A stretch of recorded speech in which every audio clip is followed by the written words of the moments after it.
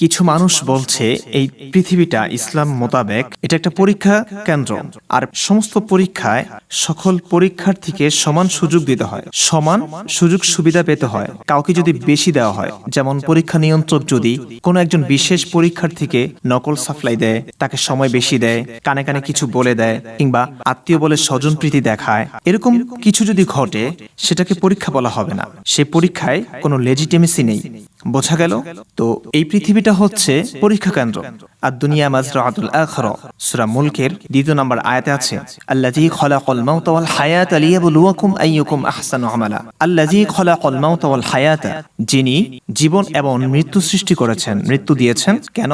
লিয়াবলুয়াকুম আইয়ুকুম আহসানু আমালা, যাতে করে তিনি তোমাদেরকে পরীক্ষা করতে পারেন তোমাদের মধ্যে কার আমল বেশি, কে আমলে উত্তম। অর্থাৎ আমাদেরকে যে সময় দিয়েছেন, সুযোগ দিয়েছেন, একটা হায়াত দিয়েছেন, এটা দিয়েছেন কেন? পরীক্ষার জন্য। আমরা কে বেশি আমল করি, এটা একটা পরীক্ষা কেন্দ্র।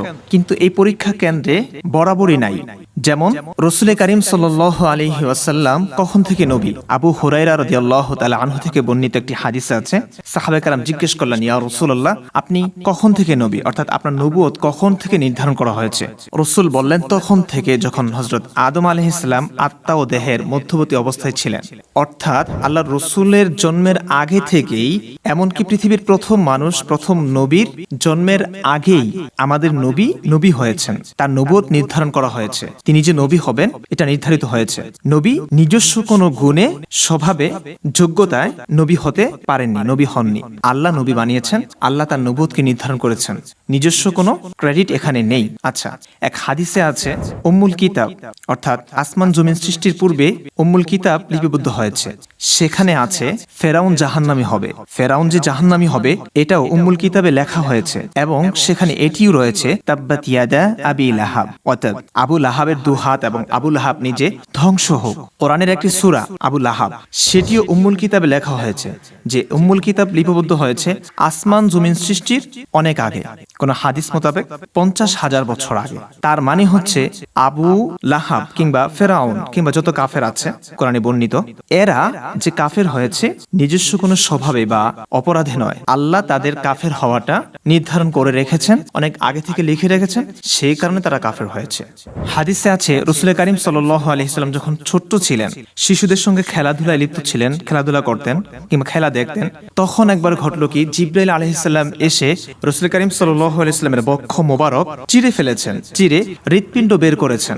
সেখান থেকে রক্তপিণ্ড বের করে বলেছেন, এটি শয়তানের অংশ, এটি শয়তানের অংশ। এরপর হৃৎপিণ্ডটি স্বর্ণের পেয়ালায় জমজমের পানি দ্বারা ধৌত করে আবার যথাস্থানে সেটা বসিয়ে দিয়েছেন, তারপরে সিলাই করে দিয়েছেন। খেলাধুলার সাথীরা মা আমেনাকে খবর দিল, মুহাম্মদকে তো মেরে ফেলা হয়েছে, হত্যা করা হয়েছে। দৌড়ে তারা আসলো, তখন দেখলো মুহাম্মদ সাল্লাল্লাহু আলাইহি ওয়াসাল্লাম, শিশু মুহাম্মদ ভীত সন্ত্রস্ত হয়ে আছে। এই হলো ঘটনা। অর্থাৎ আল্লাহ তাআলা শিশু মুহাম্মদের বক্ষ চিরে ভিতরে যে নেগেটিভিটি ছিল, শয়তানের অংশ ছিল, যেটির মাধ্যমে পাপাচারে লিপ্ত হওয়ার আশঙ্কা ছিল, সম্ভাবনা ছিল, সেটি বের করে দিয়েছেন, তাকে পুত ও পবিত্র করে দিয়েছেন। তার মানে হচ্ছে রাসূল যে নিষ্পাপ কিংবা তিনি যে ভালো মানুষ হবেন, পুণ্যময় একটা জীবন গড়বেন, তিনি যে নবী হবেন, পুণ্যময় একটা জীবন, এর সম্পূর্ণ ক্রেডিট আল্লাহ তাআলার। আল্লাহ তাআলাই এই ব্যবস্থা করে রেখেছেন। এখন আপনি বলুন, এই যে দুনিয়াটা একটা পরীক্ষা কেন্দ্র, পরীক্ষার হল, এখানে কি লেজিটিমেসি আছে? বরাবরই আছে। সকল পরীক্ষার্থী কি সমান অধিকার পাচ্ছে? না, পাচ্ছে না। আপনি কি চাইলেই নবী হতে পারবেন? আমি কি চাইলেই নবী হতে পারবো ভালো কোনো কাজ করে, মেহনত করে, পরিশ্রম করে? না। নবী হওয়া একটি বিশেষ গুণ, নবী হওয়া একটি বিশেষ সম্মানের বিষয়, সেটি আল্লাহ তাআলা পূর্ব নির্ধারণ করে রেখেছেন কে নবী হবেন। এমনকি কে কাফের হবে, কে মুহাম্মদ সাল্লাল্লাহু আলাইহি ওয়াসাল্লামকে অস্বীকার করবে, কার নাম কোরআনে লিপিবদ্ধ হবে কাফের হিসেবে, জাহান্নামী হিসেবে, সেটাও আল্লাহ তাআলা অনেক আগে থেকে লিখে রেখেছেন। এখানে কোনো বরাবরই নেই। তাহলে ব্যাপারটা কেমন হয়ে গেল?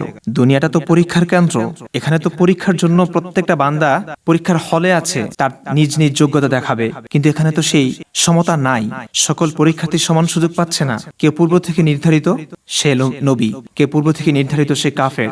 তাকদীর বিষয়ক হাদিসগুলো পড়লে আমরা এটাই জানতে পারি, সবকিছুই পূর্ব থেকে নির্ধারিত, সবকিছুই। আল্লাহ তাআলা সর্বপ্রথম সৃষ্টি করেছেন কলম, কলমকে বললেন কলম লেখো, কলম বলল ইয়া রব কি লিখবো? আল্লাহ বললেন যা হয়েছে এবং অনন্তকাল পর্যন্ত যা হবে সবকিছুর তাকদীর লেখো। অর্থাৎ যা কিছু হচ্ছে, যা কিছু হবে, যা কিছু করেছি, করছি, করব, যা কিছু ঘটেছে, ঘটছে, ঘটবে, সবকিছুই তাকদিরে লেখা আছে। সেই লেখা তাকদির অনুযায়ী সবকিছু হচ্ছে। তো এখানে বরাবরই কোথায় সকল পরীক্ষার্থী সমান সুযোগ কোথায় পাচ্ছে?